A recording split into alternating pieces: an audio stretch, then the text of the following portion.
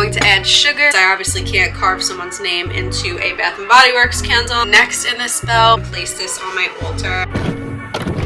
Good afternoon, witches. Today we are going to be casting a spell that I found on Witchtok. Again, I am so excited. I love doing these spells because they're kind of really easy to follow and are able to be talked about when we're actually like doing something together. A 15-second clip of a spell, we actually get to like kind of dissect and analyze it, do it together, see what's easy, see what's hard, all the fun like magic that comes along with it. Let's get right into it. The basis of this spell is to sweeten somebody's mood, sweeten somebody's excitement, to just give somebody or yourself some more like love and some more kind, good energy. I just keep going like this. It's a sweet, nice, genuine spell. There is nothing crazy about it. No underlying meaning other than the fact that like you just want somebody to feel good. The ingredients are as follows: an orange, a tray of sort, like an altar top space or something that you are comfortable crafting your spell on top of, sugar, a bay leaf, cloves, lavender, a pink or a white candle, a piece of paper, and a pen.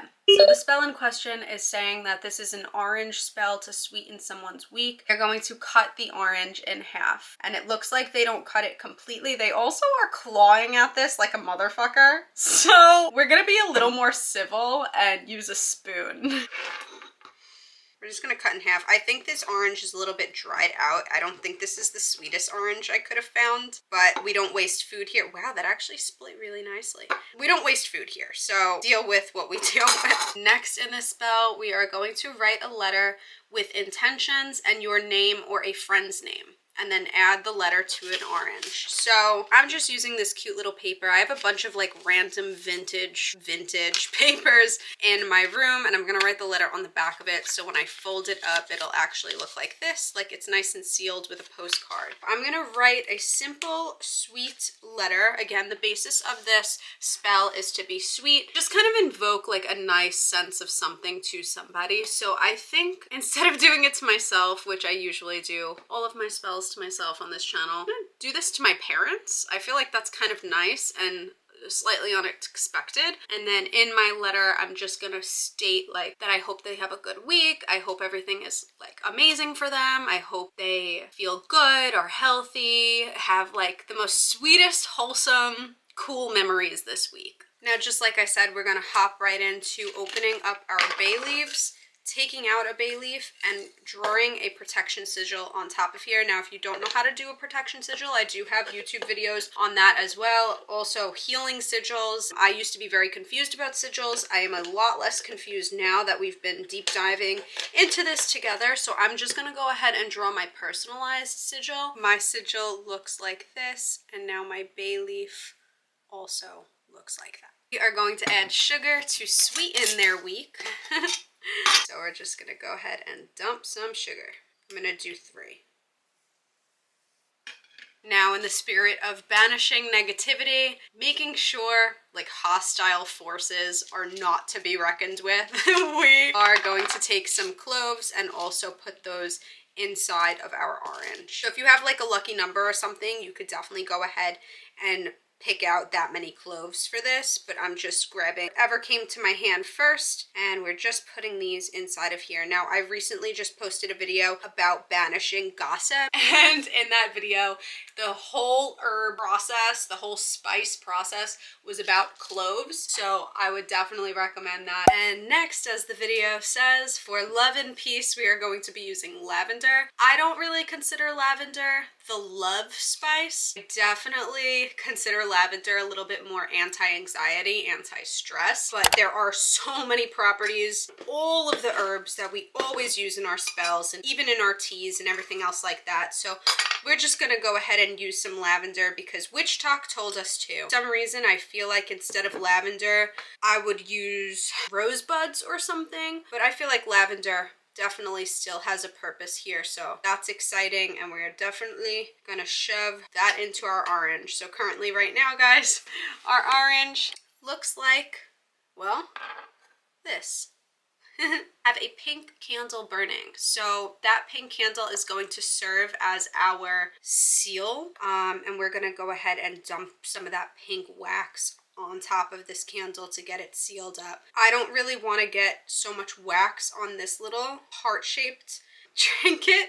I just use this for like decor purposes and definitely to make sure I'm not getting juices and things everywhere. I'm kind of like a cleanly person in that way. So what I'm gonna do is take like a piece of paper and put it underneath the orange, so if the wax does end up getting on this tray, it's not gonna stain it or ruin my little trinket right here.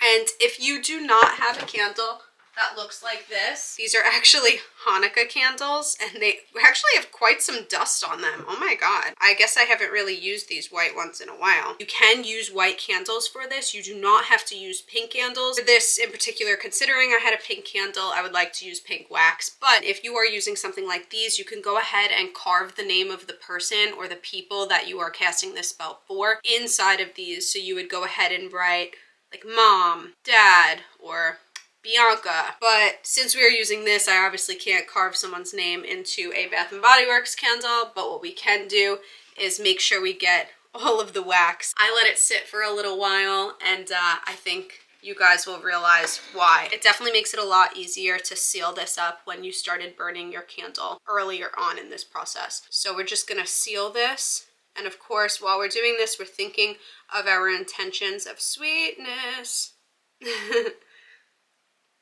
See that? How fun. There's like a lot more wax that could totally come out, so I just went ahead and scooped it. Oh my god, it's such a pretty color. I love playing with wax. So cute. And it even did a little bit of a spillover around that orange, if you see it. Now I'm just gonna go ahead and place this on my altar, and I guess this will sit on my altar for the next week or so, and then beyond that, I would say I'll throw it in the woods and let the animals kind of come for the spell, but there's wax on it and I don't want them to eat it. So in like a few days time from now, I'll probably just take this and release it, throw it into the garbage, you know, say thank you universe, thank you witchcraft for having my sweet little spell run its course. But obviously this is like a fruit and you don't want it to collect fruit flies and things like that. You know, you want to be mindful. Well, how about those oranges? So that Witchtok spell was actually quite easy. I think that was pretty awesome. I think everybody pretty much has all of these ingredients in their home, maybe except for cloves. I feel like cloves are a little bit harder to come by. I do have a lot more witchery on my channel. It is in a playlist called Witchery. I will link it up here as well as at the end of the video and in my description. But you guys could just subscribe if you want to stick around for the shenanigans and the chaos that is witchcraft. I'll see you guys next time. Bye!